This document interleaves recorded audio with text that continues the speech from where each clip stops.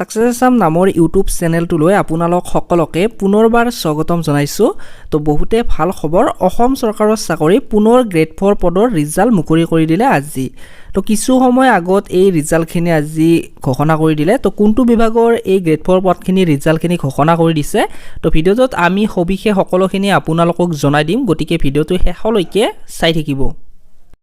তো বন্ধুসকল, এইখন হৈছে অফিচিয়েলি নটিফিকেশ্যনখন আৰু এই নটিফিকেশ্যনখন 5 জানুৱাৰী 2023 ইস্যু কৰিছে, কিন্তু আজি অফিচিয়েল ৱেবছাইটত প্ৰকাশ কৰি দিছে। তো ইয়াতে ডিষ্ট্ৰিক্ট এণ্ড ছেছন জাজ নলবাৰীৰ ফালৰ পৰা কেইটামান গ্ৰেড 4 পদ মুকলি কৰিছিল পিয়ন চকীদাৰৰ, আৰু সেই পদকেইটাৰ যিটো ৰিটেন টেষ্ট সেইটো অনুষ্ঠিত হৈছিল 11 ডিচেম্বৰ 2022, আৰু সেই পদখিনিৰ এতিয়া ৰিজাল্টখিনি ঘোষণা কৰি দিছে। আৰু ভিভা ইণ্টাৰভিউৰ কাৰণে কেণ্ডিডেটখিনি মতা হৈছে, যিখিনি কেণ্ডিডেট পাছ কৰিছে। তো ইয়াতে এড্ৰেছটো দিছে office of the district and session জাজ নলবাৰী।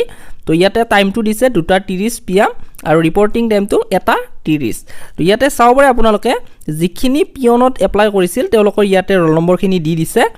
ইয়াতে যিখিনি কেণ্ডিডেট কোৱালিফাই হৈছে তেওঁলোকে ইয়াতে চাব পাৰিব, আৰু ইয়াতে যিটো চকীদাৰ পোষ্ট সেইখিনি ইয়াতে দি দিছে, আৰু ইয়াতে তাৰিখটো দি দিছে কোনটো তাৰিখত আপোনালোকৰ যিটো ভিভা ইণ্টাৰভিউ সেইটো অনুষ্ঠিত হ'ব।